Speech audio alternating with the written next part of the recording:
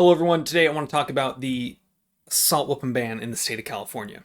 So, previously, we spoke about how Firearms Policy Coalition, along with some other gun rights organizations, was able to actually successfully get the lower court to rule that the assault weapon ban in the state of California was unconstitutional.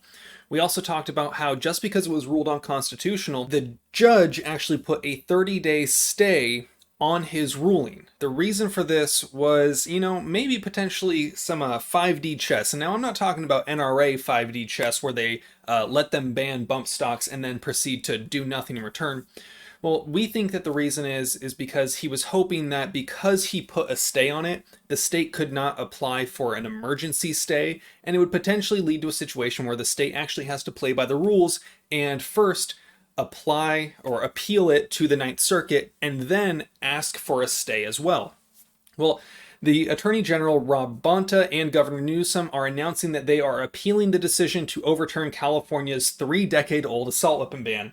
Now, they say that as if they're the ones in the right because they say, look, we've been infringing upon their rights for 30 years now. What's the problem with that? Why should they overturn it now? Well, let's kind of read through and kind of just take a little glimpse at this press release from the Attorney General Rob Bonta. Now, Miller versus Becerra is now being referred to as Miller versus Bonta because Becerra is now working for the White House. Thank you, Biden. Thank you, everyone that voted for Biden. How's the borders turning out for you? Cool, good. Glad to see we got guns, though, right? Yeah, he's not gonna pay attention to guns. Sorry, I had to get that out of the way. I try not to shit on liberal gun owners too hard, but sometimes you got to do it. Now, here I want to go down to equating firearms that have been used in the deadliest mass shootings in this country to the Swiss Army knife has no basis in law or fact. Here's the deal. The reason that he brought that up was to talk about the commonality of it and how common these firearms are in every home. The ban on assault weapons will not put an end to all gun violence, but it is one important tool the state has to protect the safety of Californians while also respecting the rights of law-abiding residents who choose to possess firearms. We have appealed this court's ruling and will continue our defense of the state's common sense gun laws. I love how they talk about, oh, look, like, you can still own guns. Look, it's fine. You can still own some guns. And then they also acknowledge that this isn't going to stop all violence, yet somehow California still has assault weapons, I'm putting that in air quotes, used to kill people in shootings. I thought that this was what they were doing. They take away the assault weapons. Oh, look, that didn't work. Oh, who'd have thought that a pistol grip wasn't all that dangerous? And it's actually the individuals. I guess that's a novel concept for them. California's assault weapon ban has saved lives, and we refuse to let these weapons of war back on our streets. Weapons of war. Okay, so they're saying they're weapons of war, which is interesting because they are protected by them daily, and the police use these weapons of war to confiscate people's firearms.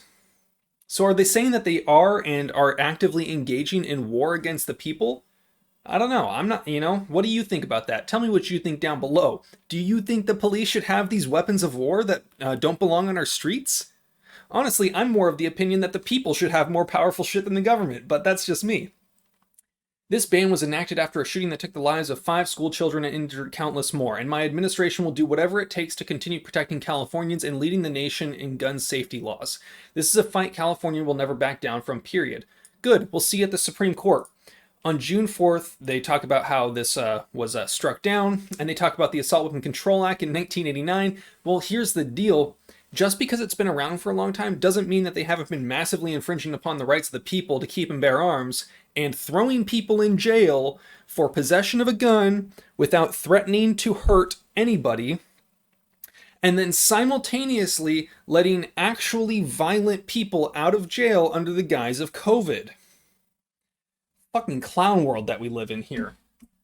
Like California's other common sense gun laws, the ban on assault weapons was passed to curb violence in the state, including the injuries and lives lost during mass shootings. According to Everytown for the past... Oh, good. According to Everytown. Cool. Glad to see that the state of California is using the most accurate, unbiased source of information on the internet.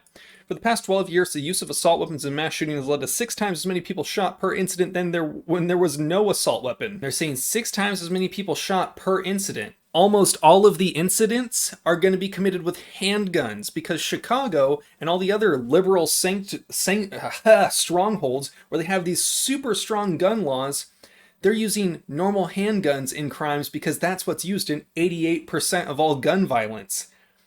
So if you have a very small number of instances and then a fucking massive number of instances, you can't really compare the numbers together very effectively when you're saying, hey, in these 5 scenarios, we had it look like this, the numbers look like this.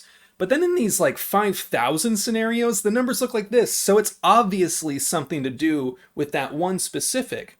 Let's just completely ignore the fact that during the 1994 to 2004 assault weapon ban, we have some of the most deadly mass shootings in the nation where they used compliant firearms. For those of you that were looking to maybe get some assault weapons or illegally possess guns you already owned for the fuck of it anyway, on July 4th of this year, it seems like you are not going to be able to legally do that. ShallNotComply.com is a link where you can find my merch that if you buy something, it will support me.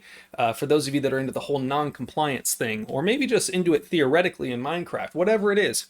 So these laws are ridiculous. They're written in ways that are completely arbitrary. They're thinking that because your gun has a pistol grip, or because your stock can get a little bit longer than the overall length of 30 inches being the minimum, but if you have a 31-inch gun, if you have a 30-inch gun that can then also go to 31 because you can extend the stock, now that gun's felony worthy and you're going to go straight to fucking jail, you absolute sick psychopath. For the children, let me know what you guys think down below. If you enjoyed this video, if you like what we're doing here, be sure to drop a like, subscribe, all that kind of stuff. I want to say thank you to Brandon Herrera for featuring me on the Emergency Gun Meme Review, where he discussed some of the memes that were relating to this case. Thank you, everyone. You know the drill. Have fun, be safe, stay dangerous. Peace.